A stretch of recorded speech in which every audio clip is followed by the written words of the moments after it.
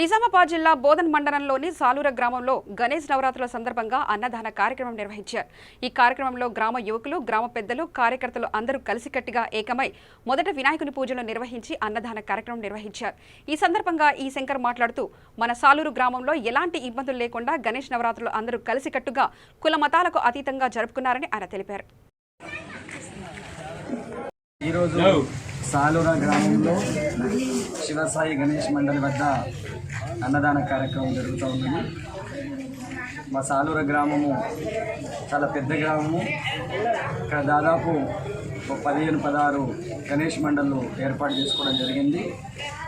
ఎన్ని గణేష్ మండళ్ళు ఉన్నా అన్ని గణేష్ మండల్లో కూడా ఒక చక్కటి ఐకమత్యంతో అందరూ కలిసిమెలిసి కార్యక్రమాలు జరుపుకోవడం మరి గత కొన్ని సంవత్సరాల నుంచి జరుగుతున్నది. మరి అదే పద్ధతిలో ఈరోజు ఇక్కడ శివసాయి గణేష్ మండలి వద్ద కూడా ఇక్కడ అందరూ గ్రామ పెద్దలు మరి ఇక్కడ యువకులు అందరూ కూడా ఈ అన్నదాన కార్యక్రమాన్ని ఏర్పాటు చేయడం జరిగింది.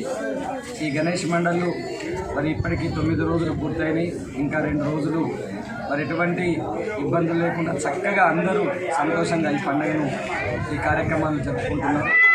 ఇంకా 2 రోజుల్లో జరిగేటువంటి నిమజ్జన కార్యక్రమంలో కూడా నేను మిత్రులందరికీ అన్ని గణేష్ మండలు ఉన్నప్పటికీ అందరూ కూడా ఒక ఐకమత్యంతో ఎటువంటి ఇబ్బందులు లేకుండా సంతోషంగా ఈ కార్యక్రమాలను జరుపుకోవాలని కూడా నేను అందరికీ కూడా నేను కోరుతా ఉన్నా.